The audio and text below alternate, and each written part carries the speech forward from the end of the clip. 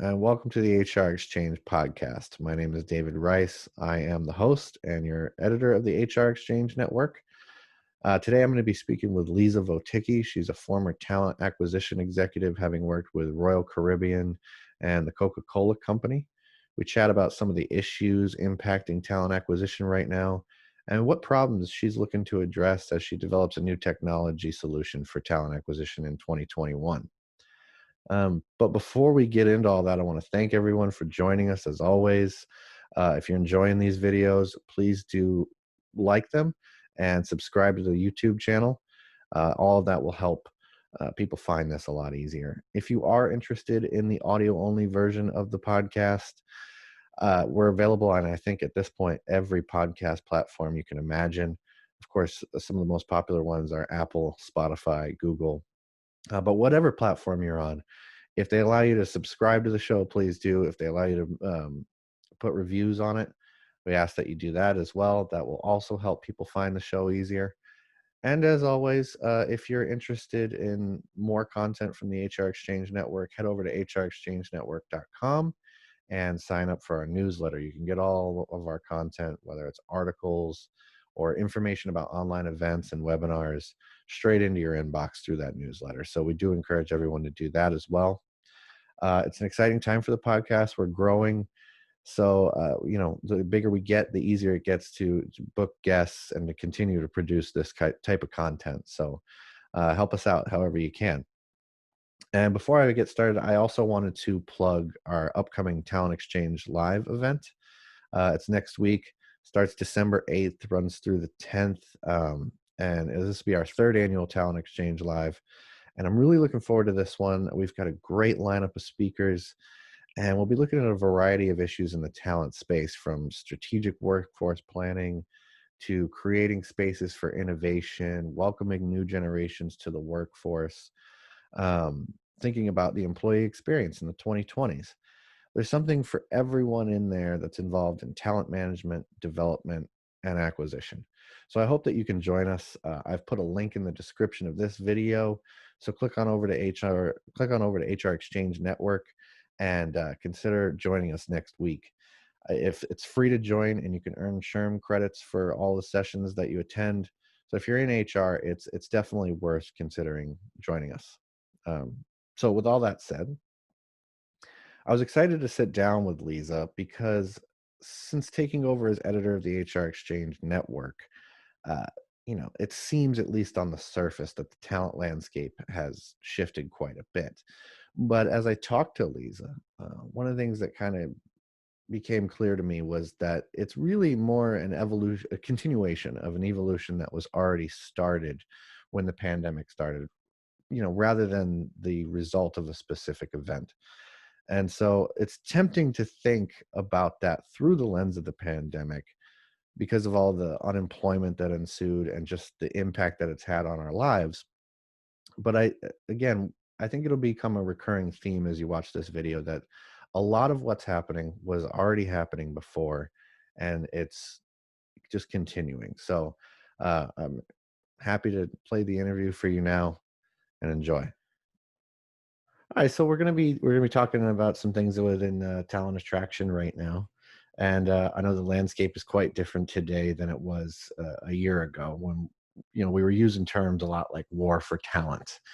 We're now talking about about a market that's flooded with job seekers. At the same time, though, the skill demands are shifting very quickly for a lot of businesses. So there's a lot of talent out there, but not necessarily a lot of talent or a lot of candidates for those specific positions. So how do you approach this was one of the things I kind of wanted to ask you. Are you sort of trying to find that needle in the haystack candidate, or is it a matter of finding the right cultural fit and then you go from there? Right. So essentially, David, we're still in a war for talent. Roles, responsibilities, and technology continue to evolve. And because of that, we'll always be in a competition for talent. Maybe it's not a war anymore. Maybe we need to look at it a little bit differently. The big difference today is how we're competing. We're no longer competing for the candidate who has the hard skills and some behaviors or competencies that we need, although that's a good starting point, of course. We're also in competition for the candidate that wants to work for us. So we can't just go out to market and cherry pick from our competitors or schools or through our networks. We need to attract people with our brand, with our offering.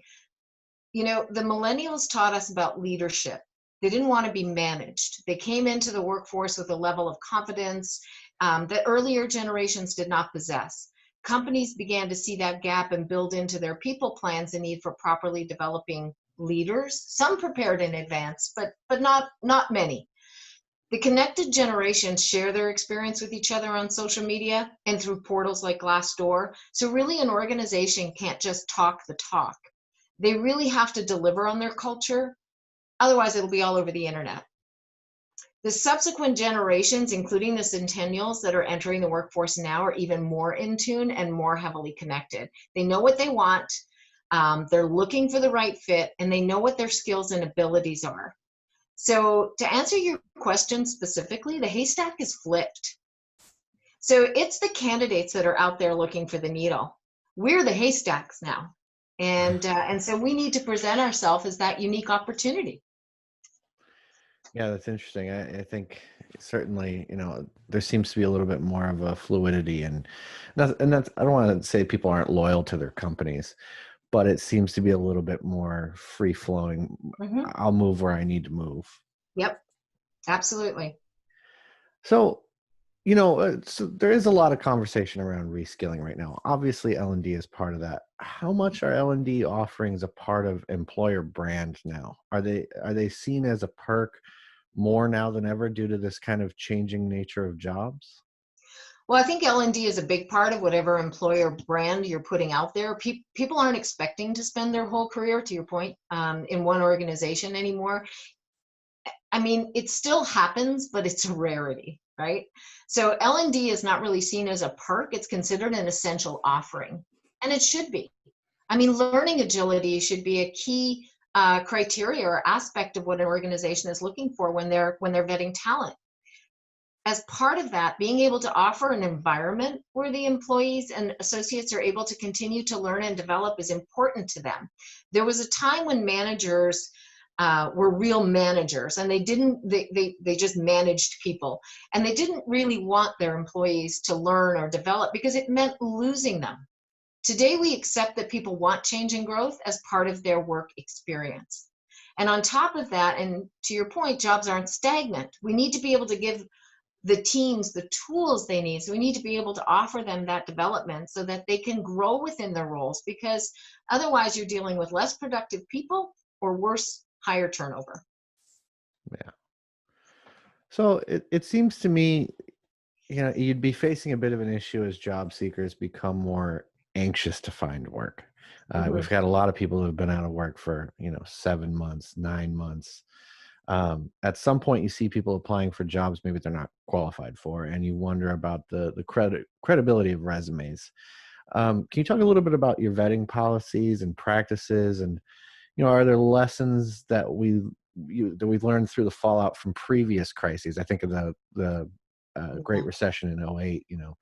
Yeah. Are there lessons that you learned then in certain terms, or in terms of the vetting process, that you're kind of applying again now? Yeah, you're young. There was the 90s too. There was some challenges back then. The thing is that people have always applied for jobs they aren't qualified for. They really have. It's been happening since I've been in recruiting. And people have always been desperate to some point. I mean, I remember one of my very first experiences in the temp business when I started as a service coordinator was a gentleman who had immigrated to the country, and he was crying across the desk from me, begging me for any job. He would do anything so that he could feed his family. So, and that goes back a long time ago. So these kinds of situations, recruiters face them all the time. The big challenge to vetting today is the sheer volume of applicants, right? So recruiters are inundated even if they aren't posting to a job board. Open jobs on any company website get swept up by the internet spiders, and they take your postings and they publish them. And they do it because it provides them with advertising revenue. If they can get a Coca-Cola or a Royal Caribbean job posting on their site, they're going to get people to click on it, and it's all about clicking, and then they get advertising dollars. So, for example, your job in Atlanta only gets posted on your website, but because your recruiter wants to do a proactive search or has been pipelining candidates, but the web picks it up, and within days, depending on the role, there could be hundreds of applicants sitting in the system. Now, that's actually a good thing, because there are people out there casually looking all the time, and they set up alerts. So back to the employer brand, if they want to work for you, they're gonna go to your network, your talent network, or they're gonna go to your website. They're gonna set up alerts so that they know when jobs come open. So for that reason, recruiters really need to be able to vet all of those candidates. And when there's that many of them, it becomes quite overwhelming for most of the recruiters. But the thought that because someone has applied for a job doesn't make them the best candidate, that's passé. There is hidden gold in all of those applicants. So it's really important that that the recruiters have an opportunity to get in there and vet those candidates. What I've seen is that there has been a lack of investment in TA technology, in the TA technology space, for vetting and assessing candidates over the last 5 to 10 years. All of the big human capital management systems have a recruiting platform, but they do it because they have to. They haven't innovated those platforms for years. It's a must-have offering. They have to have it as part of their talent platform, but they don't really think about the candidate or recruiter experience, never mind the leadership experience. So TA then has to go out and plug in various technologies to plug in expensive technologies, so that they can use technology to vet the candidates that are best qualified and bring them serve them up to the recruiter, so that instead of 300 applicants, you're looking at 75 applicants, right? So the problem with that is that most companies don't want to spend that kind of money on the higher view, video interviewing or whatever else is out there. You can have the best policies and practices in place, but the overwhelming number of people from all over the world who can apply for your role and fill the recruiting funnel is huge. So you really do need technology. And it's a space I really have become majorly interested in, and I'm not a technology specialist, but thank God I know people who are. In the last 3 years, I've done a Workday implementation at Coca-Cola and a SuccessFactors implementation at Royal Caribbean. And neither one of those technologies had a robust recruiting ecosystem. So actually, that's something I'm working on now. I'm investing in building that technology, because with the right technology, you can not only find the right candidates that are applying and serve them up, but you can use unbiased rationale and criteria for bringing them to the selection process and making the hiring decision. You can have leaders who are better educated on how to look at the candidate or really understand what the candidate's offering is. And then that ecosystem helps them grow in their career, because candidates aren't just the externals applying and not being qualified, it's the internals.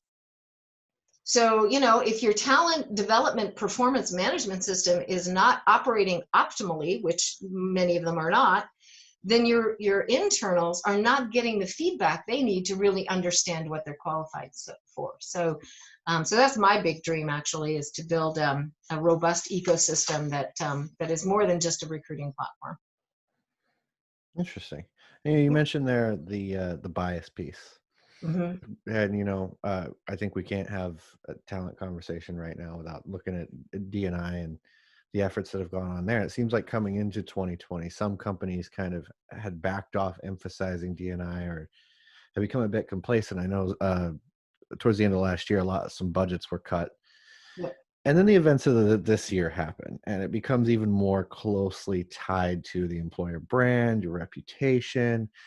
And that, of course, has far-reaching effects for the business. So can you talk about how this has impacted the talent attraction realm specifically? Sure. Well, I think my experience, and I mean, having worked for Coca-Cola in the U.S., which is where the compliance piece comes into play, doesn't exist in a lot of other countries. It's more of a cultural thing. But many companies in the U.S. looked at D&I as a compliance issue. I mean, actually going back to Hewitt, when I worked at Hewitt, I had a team in Chicago, and we were supporting a bank. We were supporting Harris Bank. So we were also compliant to the OFCCP. And I actually read the OFCCP requirements about recruiting because I wanted to understand where that was. It seemed to me to be very complex. And the truth is, it isn't. It's about doing your best efforts and casting wide nets, right? So I think for a period of time, it was a compliance issue. But the truth is, you really need to examine the whole pipeline of how you're hiring and selecting. So from job descriptions and selection criteria, they've been built without much thought to unconscious bias. Early career hiring, where preferred schools are where the leaders graduated. So you're hiring the same people with the same life experience from the same educational background, right? And it's human nature for us to hire in our own image. It's a comfort zone. So now in 2020, two things happened, right? A renewed awareness of inequities and discrimination, and a pandemic that highlighted these inequities and discriminations, as well as a change in how we were hiring. So all of a sudden, we're hiring remote, and leaders who are not particularly comfortable with that are not getting that feel of that person being across the table from them. You and I having this conversation today over Zoom is very different than if we were sitting in my office or your office, right? We'd be a little bit more relaxed, a little bit less distracted. So those things changed, and that really helped to drive kind of a gut check, I think, in many companies. There was I've seen a bit of implementing rules about diverse candidates that'll help to, my fear is that becomes more of a check the box compliance issue again. You must have one diverse candidate on each interview slate. Well, in order to do that, you have to discriminate. So where's the idea? How do we move from rules and compliance to an overall culture of inclusion, right? And so I've talked about that a few times in the past. Inclusion isn't just about having business resource groups or having targets for your diversity hires. It's about having them at the table. If your interview panel is diverse, then you will have diverse candidates. If you have a talent team that goes to market with a broad base, if you go for early career campus recruiting and you target historically Black colleges or minority colleges or colleges that have associations and alumni that are heavily diverse, Indigenous people, what does it take to get them in and attract them to you? And it goes back kind of to the employer brand, right? But you have to also look for the inherent biases in how your leaders are making decisions. So I think it really, really comes down to transparency and trust. If your leaders who are making hiring decisions have a collaborative, trusting relationship with their recruiter, where they're willing to sit down and talk about how they feel about a candidate, and the recruiter can help guide them through their own unconscious bias, then you're going to just have that culture of diversity and inclusion in your practices. And it's not easy to get to. But it's certainly something I think talent teams, if they get out of we expect recruiting to go to this diverse website or this diverse school and bring us this many diverse candidates, and become more of we want our talent team to help guide us through our own unconscious biases. Yeah, it's something I've been thinking about a lot lately in terms of, I think you kind of have to define what diversity means to you as an organization, Mm-hmm. and then go from there. And you can kind of inform your policies around it, your practices, but you have Mm-hmm. to have an idea of what it is that you want Right. and how you're going to, make that culture a reality. Yeah. It's interesting. So, when it comes to the pandemic, you mentioned there this has obviously played a part in a lot of practices that the way things have changed in 2020. Mm-hmm. And I think how organizations responded has been something that has been examined and scrutinized. And I would imagine it's something that's going to be coming up with candidates going forward. Mm-hmm. So, what advice would you have for talent teams trying to frame that conversation with candidates in a transparent way in terms of how they responded to the pandemic and how the organization was able to deal with it? Well, I think you said it. It's transparency. So candidates and potential candidates are interested in knowing the truth about a company and how they operate and whether they have the flexibility to change, and most importantly, how they respect their employees. So it goes back to building the right employment brand, and the talent teams need to execute that message. The challenge is that leadership needs to live it. Yeah. And I think if you're transparent with candidates about what the experience has been, about what the company has gone through, about how they view work, remote work, partial remote work, work in the office, all of those things, and that they're able to communicate that they've taken the voices of their employees into account. And I think your talent teams need to execute on that level of transparency. That's interesting. Even at the acquisition level, I like that. Mm-hmm. So if you're looking ahead to 2021, this is one question I wanted to kind of wrap up with was, we're coming up to a new year, so New Year's resolutions time. As a talent professional, what would be your New Year's resolutions for 2021? Well, David, that one's easy. I plan to develop a world-class talent ecosystem. That's what I want to do. I want to build something built on the overall recruiter, leader, and candidate experience. And my resolution is to bring to talent attraction the respect and innovation it deserves through technology and collaboration with companies around the globe. That's my 2021 New Year's resolution. All right. So are you starting off on a kind of your own venture then?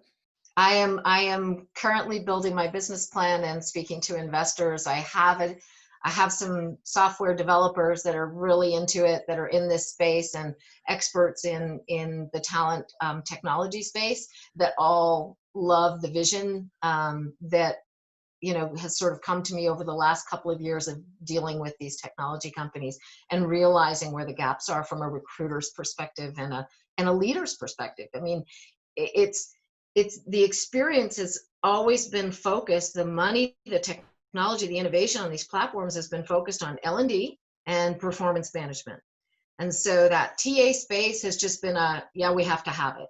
And if we were doing it well, and if we were doing it right, our ability to compete for talent, our ability to select the right talent, our ability to meet our company's growth objectives by having the right people in the right jobs at the right time, and by having satisfaction within your recruiting team and collaboration and transparency, the diversity piece gets taken care of, the inclusiveness is there, and just culturally it becomes a more transparent organization. So that's my focus this year.